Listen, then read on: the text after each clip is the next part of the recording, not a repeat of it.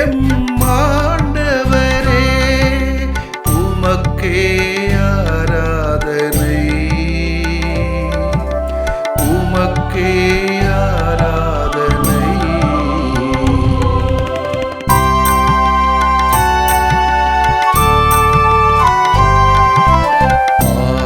ஆறுதலாகும் M இறையவனே, உமக்கே ஆராதனை. ஆறுதலாகும் M இறையவனே, உமக்கே ஆராதனை. ஆதரவாகும் எம் இறைமகனே, உமக்கே ஆராதனை, உமக்கே ஆராதனை.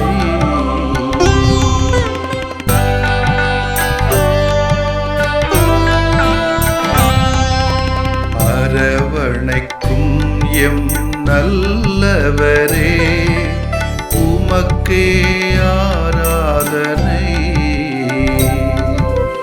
அரவணைக்கும் எம் நல்லவரே, உமக்கே ஆராதனை. அகிலம் ஆளும் எம் வல்லவரே, உமக்கே ஆராதனை, உமக்கே ஆராதனை.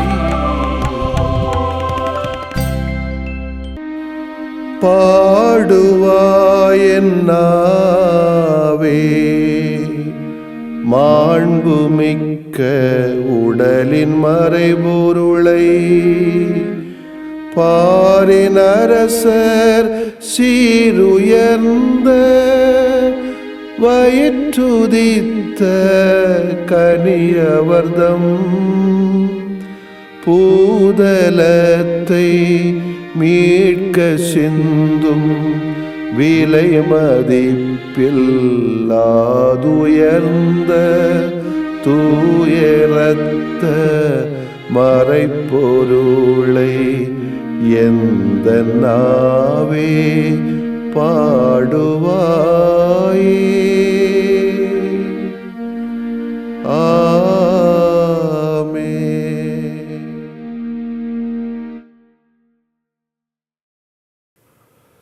கடவுளை போற்றி கிண்ணத்தில் பருகுதல், கிறிஸ்துவின் இரத்தத்தில் பங்கு கொள்வதே. கடவுளை போற்றி கிண்ணத்தில் பருகுதல், கிறிஸ்துவின் இரத்தத்தில் பங்கு கொள்வதே. ஆண்டவர் எனக்கு செய்த எல்லா நன்மைகளுக்காகவும் நான் அவருக்கு என்ன கைமாறு செய்வேன். மீட்பின் கிண்ணத்தை கையில் எடுத்து ஆண்டவரது பெயரை தொழுவேன். கடவுளை போற்றி கிண்ணத்தில் பருகுதல், கிறிஸ்துவின் இரத்தத்தில் பங்கு கொள்வதே.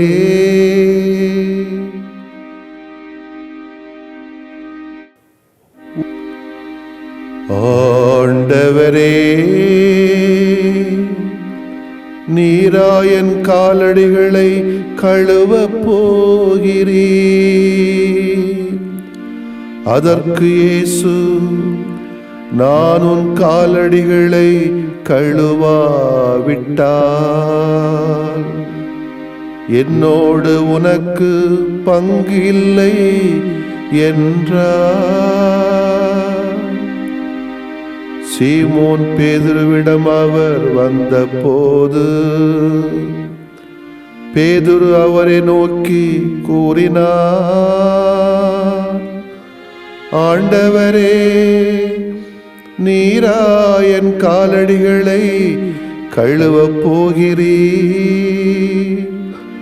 அதற்கு இயேசு, நான் உன் காலடிகளை கழுவாவிட்டார் என்னோடு உனக்கு பங்கில்லை என்றார். நான் செய்வது இன்னதென்று இப்போது உனக்கு புரியாது, பின்னரே புரிந்து கொள்வாய். ஆண்டவரே, நீரா என் காலடிகளை கழுவப் போகிறீர். அதற்கு இயேசு, நான் உன் காலடிகளை கழுவாவிட்டால் என்னோடு உனக்கு பங்கில்லை என்றார். யோவான் நற்செய்தி அலகு 13 இறை சொற்றொடர்கள் 1 முதல் 15 முடிய. பாஸ்கா விழா தொடங்க இருந்தது. தாம் இவ்வுலகத்தை விட்டு தந்தையிடம் செல்வதற்கான நேரம் வந்துவிட்டது என்பதை இயேசு அறிந்திருந்தார். உலகில் வாழ்ந்த தமக்குரியோர் மேல் அன்பு கொண்டிருந்த அவர் அவர்கள் மேல் இறுதி வரையும் அன்பு செலுத்தினார். இயேசுவை காட்டிக் கொடுக்கும் எண்ணத்தை அலகை சீமோனின் மகனாகிய யூதாஸ் இஸ்காரியோத்தின் உள்ளத்தில் எழச் செய்திருந்தது. இரவு உணவு வேளையில் தந்தை அனைத்தையும் தம் கையில் ஒப்படைத்துள்ளார் என்பதையும், தாம் கடவுளிடமிருந்து வந்தது போல் அவரிடமே திரும்பிச் செல்ல வேண்டும் என்பதையும் அறிந்தவராய் இயேசு பந்தியிலிருந்து எழுந்து தம் மேலுடைய கழற்றி வைத்துவிட்டு ஒரு துண்டை எடுத்து இடுப்பில் கட்டி கொண்டார். பின்னர் ஒரு குவளையில் தண்ணீர் எடுத்து சீடர்களுடைய காலடிகளை கழுவி இடுப்பில் கட்டியிருந்த துண்டால் துடைக்க தொடங்கினார். சீமோன் பேதுருவிடம் இயேசு வந்தபோது அவர், ஆண்டவரே, நீரோ என் காலடிகளை கழுவப் போகிறீர் என்று கேட்டார். இயேசு மறுமொழியாக, நான் செய்வது என்னதென்று இப்போது உனக்கு புரியாது, பின்னரே புரிந்து கொள்வாய் என்றார். பேதுரு அவரிடம், நீர் என் காலடிகளை கழுவ விடவே மாட்டேன் என்றார். இயேசு அவரை பார்த்து, நான் உன் காலடிகளை கழுவாவிட்டால் என்னோடு உனக்கு பங்கு இல்லை என்றார். அப்போது சீமோன் பேதுரு, அப்படியானால் ஆண்டவரே, என் காலடிகளை மட்டுமல்ல என் கைகளையும் தலையையும் கூட கழுவும் என்றார். இயேசு அவரிடம், குளித்து விட்டவர் தம் காலடிகளை மட்டும் கழுவினால் போதும், அவர் தூய்மையாகிவிடுவார். நீங்களும் தூய்மையாய் இருக்கிறீர்கள், ஆனாலும் அனைவரும் தூய்மையாக இல்லை என்றார். தம்மை காட்டிக் கொடுப்பவன் எவன் என்று அவருக்கு ஏற்கனவே தெரிந்திருந்தது. எனவேதான் உங்களுள் அனைவரும் தூய்மையாய் இல்லை என்றார். அவர்களுடைய காலடிகளை கழுவிய பின் இயேசு தம் மேலுடை அணிந்து கொண்டு மீண்டும் பந்தியில் அமர்ந்து அவர்களிடம் கூறியது, நான் உங்களுக்கு செய்தது என்னவென்று உங்களுக்கு புரிந்ததா? என்னை நீங்கள் போதகர் என்றும் ஆண்டவர் என்றும் அழைக்கிறீர்கள்.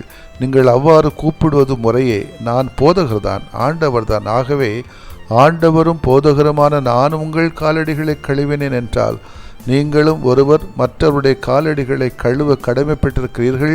நான் செய்தது போல நீங்களும் செய்யுமாறு நான் உங்களுக்கு முன்மாதிரி காட்டினேன் என்றார். ஆண்டவரின் அருள்வாக்கு. இறைவா, உமக்கு நன்றி.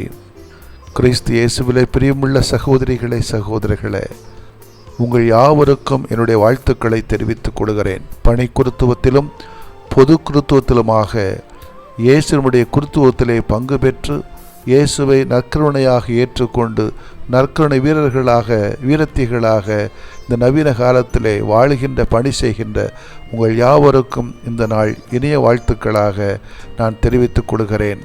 2 நிகழ்வுகள் நடக்கிறது. 2லும் எனது நினைவாக இவ்வாறு செய்யுங்கள், நான் செய்தது போல நீங்களும் செய்யுங்கள் என்னும் ஒரே முத்திரையால் பத்திரப்படுத்தப்படுவது 2இன் சமநிலைக்கான சமாதானங்கள்.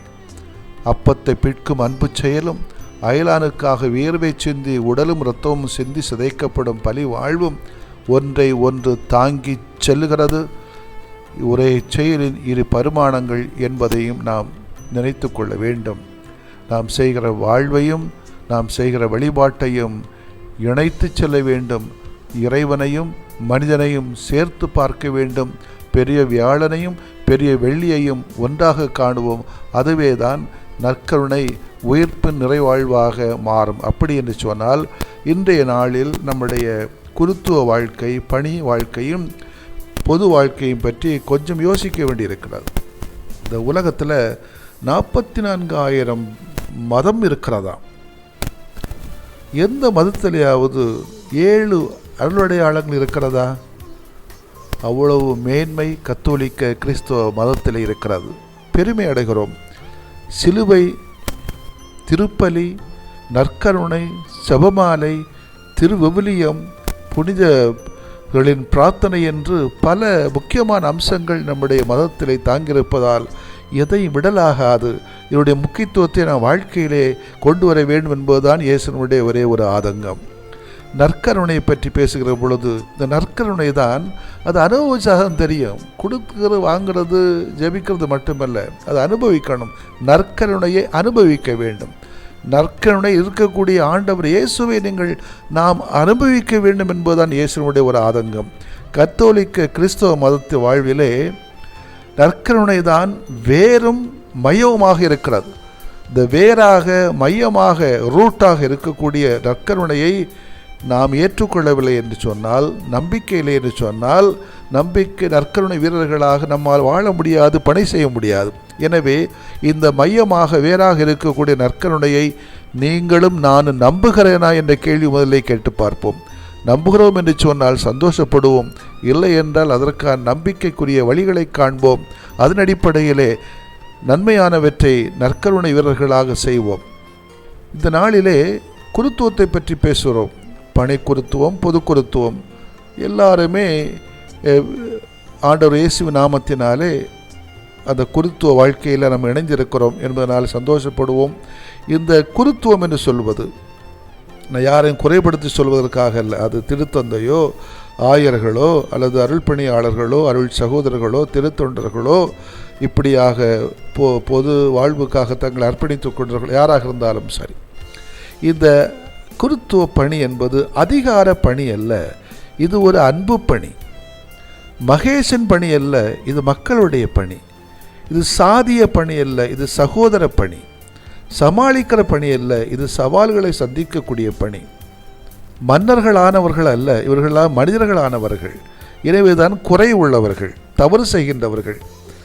தவறு செய்கின்ற பொழுது எனக்கு கேவலமாக இருக்கிறது என்னன்னா, அந்த பலவீனத்தை பலமாக மாற்றிக்கொள்கிறார்கள். தவறை தவறாக ஏற்றுக்கொள்கிறேன். ஏன் அந்த உண்மைத்தனம் இல்லை நம்மிடத்திலே? ஏன் வாய்மைத்தனம் இல்லை? தவறை தவறென்று ஒற்றுக்கொள்வோம். நடந்து போச்சு, ஆமாம், மனம் திருந்தணுமே, அதுவும் கிடையாது. மன்னிப்பு கேட்கணுமே, அதுவும் கிடையாது. திமுறுத்தனம், தெனாவட்டுத்தனம் இன்றைக்கு பொது குருத்துவத்திலும் இருக்கிறது, பணி குருத்துவத்திலும் இருக்கிறது. எனவே நாம் மனிதர்கள் என்று சொன்னால் குறைகள் நிறைகள் இருக்கத்தான் செய்யும். நல்லவைகளை பாராட்டுவோம், கெட்டவைகளை நாம் ஏற்றுக்கொண்டு திருந்துவதற்கான வழிகளை பார்ப்போம். நம்மெல்லாம் ஜமீன்தாரர்கள் கிடையாது, சாமானியர்கள். பண்ணையார்களும் அடியாள்களும் கிடையாது. நம்மெல்லாம் அடியார்கள் என்பதை புரிந்து கொள்ள வேண்டும். எனவே நம்முடைய பணியும் வாழ்வும் திட்டம் எல்லாமே மக்கள் மையமாக இருக்க வேண்டும். நம் காட்டுகிற பாசம், செய்கிற பணி, இடுகிற திட்டமெல்லாம் சாமியாரை மையப்படுத்தியோ, ஆயரை மையப்படுத்தியோ, திருத்தந்தையை மையப்படுத்தியதோ அல்ல. மாறாக இயேசுவை மையப்படுத்தியது. இயேசுடைய இலக்கு மக்கள் ஏழைகள், நோயாளிகள், மாற்றுத்திறனாளிகள், திருநர்கள், புலம்பெயர்ந்தவர்கள், முகவரி இழந்தவர்கள், இந்த சமூகத்திலே வேண்டாம் என்று ஒதுக்கப்பட்டவர்கள், இவர்களை மையப்படுத்திய திட்டங்களாக இருந்தால்தான் அவர்கள் சொல்லுகின்ற குரலுக்கு நாம் செவி கொடுக்க முடியும். எல்லோருடைய குரலையும் கேட்போம். நம்முடைய விரல்களை உயர்த்துவோம். நிச்சயமாக தவறு நடக்கிற பொழுது மன்னிப்பை கேட்போம், மன்னிப்பை கொடுப்போம். இதற்காகத்தான் நாம் வளர்கிறோம், வாழுகிறோம் என்று அர்த்தம். குருத்துவம் என்று சொன்னாலே மாற்றங்களை ஏற்படுத்தக்கூடிய ஒரு தளம். ஏதோ நம்முடைய சாமியாராயிற்றும், சிஸ்டராயிற்றும், அல்லது தலைவர்களாயிற்றும், வழிகாட்டிகளாயிற்றும், பிஷப் ஆயிற்றும், திருத்தந்தை ஆயிற்றும், வழிபாடுகளோடும் சபை வாழ்க்கையோடும் நின்று விட்டால் போதும் நினச்சா நம்ம செய்கிறது பெரிய மடத்தனம். பல யதார்த்தமான சிக்கல்களை நாம் சந்திக்க நாம் தவறுகிறோம் என்று சொன்னால் நாம் நற்கருணையின் மீது நம்பிக்கை இல்லை என்றுதான் அர்த்தம். எனவே சமூக நீதி, சமூக கல்விகள், இளையோர் நலம், கல்வி நலம், சுகாதாரம், ஆரோக்கியமான வாழ்வு, மன அழுத்தங்களை அகற்ற வேண்டிய ஒரு வாழ்வு என்று பல காரியங்கள் நம் முன்னே இருக்கிறது. ஊடக பிசாசுகள் என்று பல பிரச்சனைகள் நம் மத்தியில் இருக்கிற சமயத்திலே இவர்களை இனம் கண்டு இவர்களை ஒதுக்கி மக்களை எல்லாம் நலமான வாழ்வுக்கு பாசத்தோடு வழிநடத்தக்கூடிய பிள்ளைகளாக நீங்களும் நானும் வளர்வோம். அதற்கு இந்த நற்கருணையும் இந்த புனித வியாழனும் நமக்கு உதவியிரட்டும். ஒவ்வொரு நாளும் புனித வியாழனாக மாறட்டும். ஆமேன். மன்றாடுவோமாக. எங்களுக்காக உம்மை முழுதும் ஒப்பு கொடுத்த ஆண்டவரே, உம்மை போற்றுகிறோம். நீர் உமது உடல், ஆன்மா, மனம், உணர்வுகள் இவற்றோடு உமது தன் மதிப்பையும் மாண்பையும் இறைவனுக்கு ஒப்பு கொடுத்து முற்றிலும் இறைவனுக்கு உகந்தவராக வாழ்ந்தது போல நாங்களும் முற்றிலும் உமக்கே சொந்தமானவர்களாக வாழ்வோமாக. எங்களது தாண்மையை, தன்னலத்தை, அகந்தையை ஒப்பு கொடுத்து பிறருக்கு பாசத்தோடும் சகோதரம் வாஞ்சையோடும் பணிவிடை செய்து வாழ உதவியருளும் ஆண்டவரே. ஆமேன்.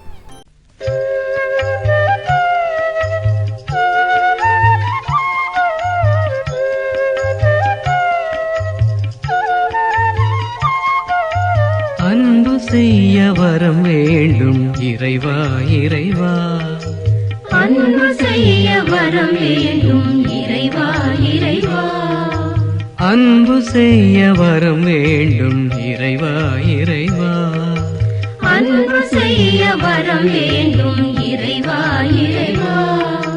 நன்மை செய்ய நான் நினைக்க நகைத்து என்னை வெறுப்பவரை அன்பு செய்ய வரம் வேண்டும் இறைவா இறைவா, நன்மை செய்ய நான் நினைக்க நகைத்து என்னை வெறுப்பவரை அன்பு செய்ய வரம் வேண்டும் இறைவா இறைவா, உதவி செய்ய நான் நினைக்க உதைத்து என்னை வதைப்பவரை அன்பு செய்ய வரம் வேண்டும் இறைவா இறைவா, உதவி செய்ய நான் நினைக்க உதைத்து என்னை வதைப்பவரை அன்பு செய்ய வரம் வேண்டும் இறைவா இறைவா.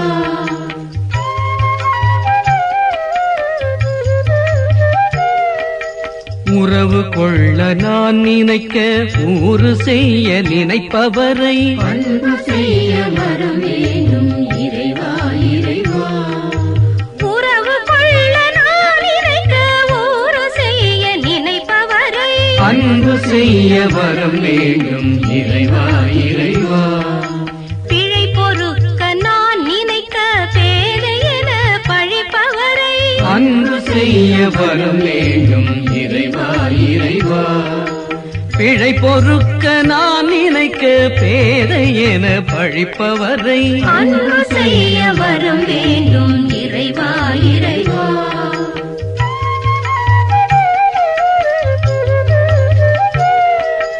துன்ப துயர் நான் சுமக்க துணை தராது அகல்பவரை அன்பு செய்ய வரம் வேண்டும் இறைவா இறைவா, துன்பத் துயர் நான் சுமக்க துணை தராது அகல்பவரை அன்பு செய்ய வரம் வேண்டும் இறைவா இறைவா, கண் கலங்கி நான் துடிக்க காணார் போல் செல்பவரை அன்பு செய்ய வரம் வேண்டும் இறைவா இறைவா, கண் கலங்கி நான் துடிக்க காணார் போல் செல்பவரை அன்பு செய்ய வரம் வேண்டும் இறைவா இறைவா.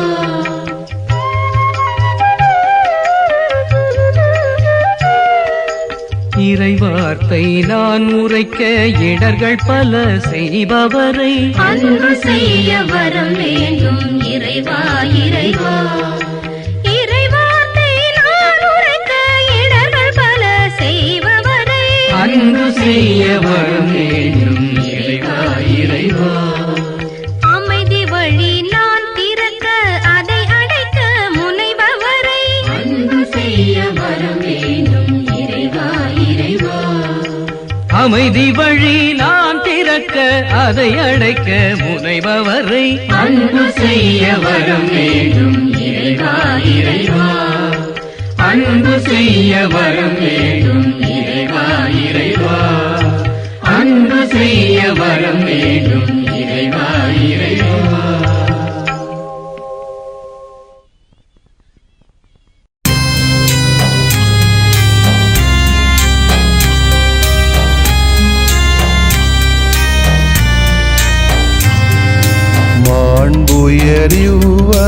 மாண்புயரிவருள்ளடையாளத்தை தாழ்ந்து பணிந்து ஆராதிப்போம். பழைய நியம முறைகள் அனைத்தும் இனி மறைந்து முடிவு பெறுக. புதிய நியம முறை முறைகள் வருக புலன்களாலே மனிதன் இதனை அறிய இயலா குறைகள் நீக்க நம்பிக்கையின் உதவி பெறுக.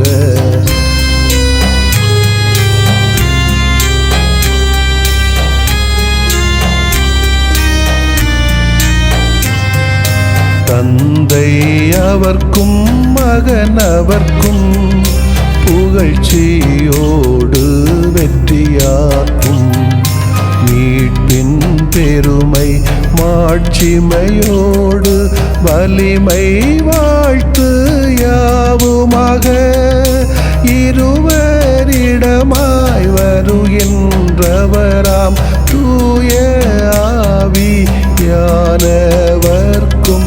அளவில்லாத சமப்புகழ்ச்சி என்றுமே உண்டாகுக. ஆமென்.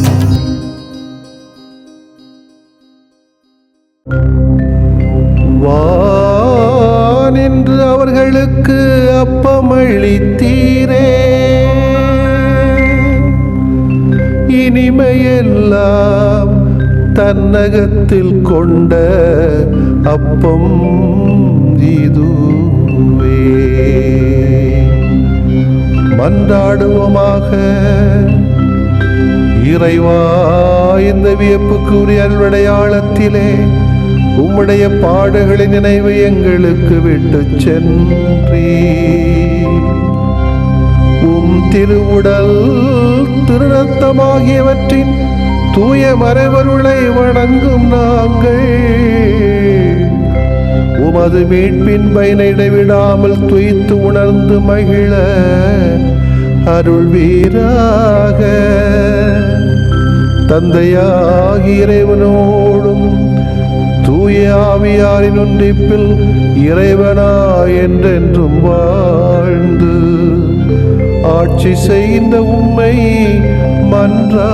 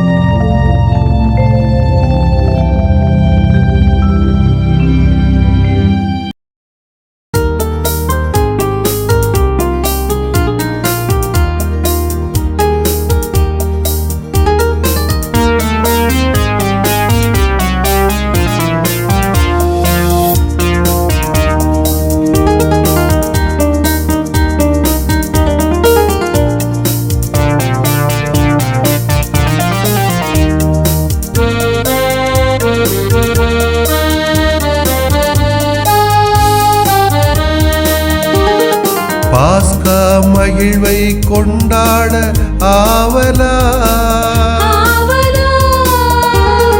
பாடுகளால் அன்பை வழங்கிட ஆவலா,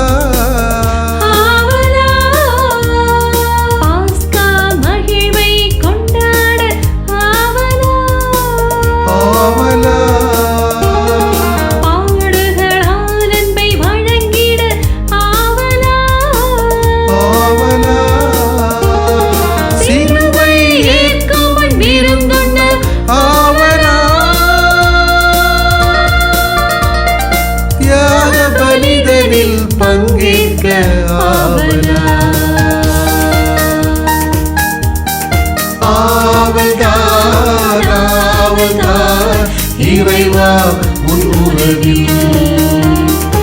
ஆவல்தான் ஆவல்தான் இறைவா நீ காட்டும் வழி.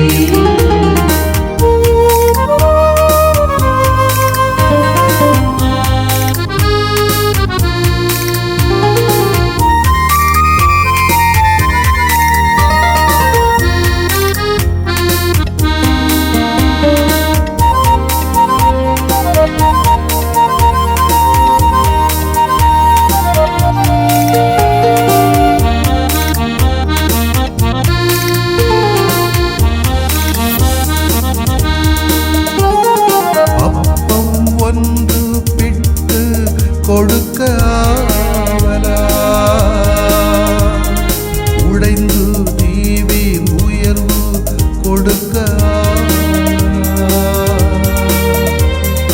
அப்பம் ஒன்று பிட்டு கொடுக்க ஆவலா, உடைத்து நீவின் உயர்வு கொடுக்க ஆவலா.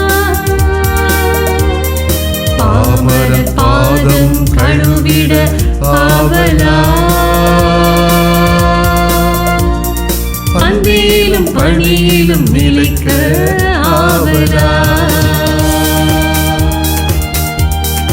ஆவல்தான் ஆவல்தான் இறைவா உன் உறவில். ஆவல்தான் ஆவல்தான் இறைவா நீ காட்டும் வழி.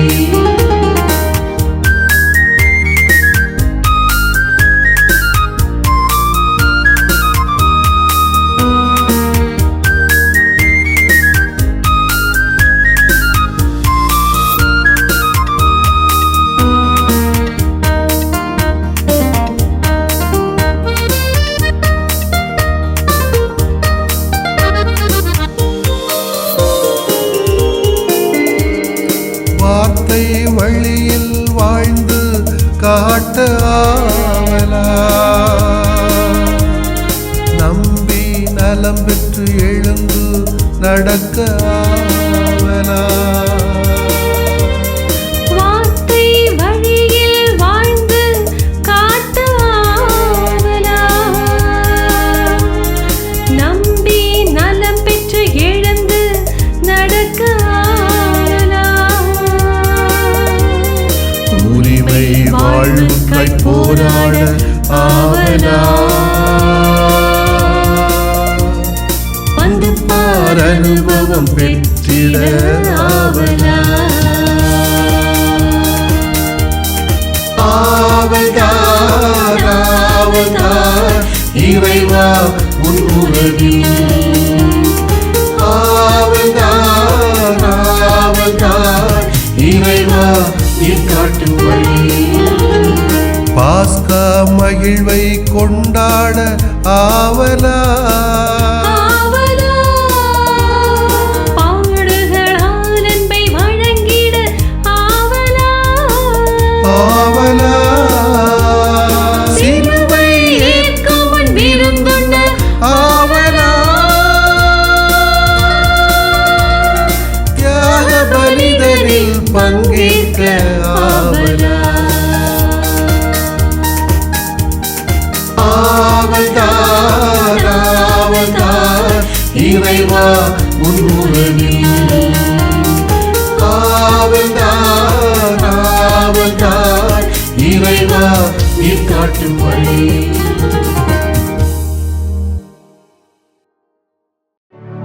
நிலையான புகழுக்குரிய தூய இறை நன்மைக்கு எல்லா காலம் தொழுகையும் புகழும் போற்றியும் ஆட்சிமையும் உண்டாக கடவது. போற்றியும் ஆட்சிமையும் உண்டாக கடவது. தந்தை, மகன், தூய ஆவியாரின் பெயராலே ஆமென்.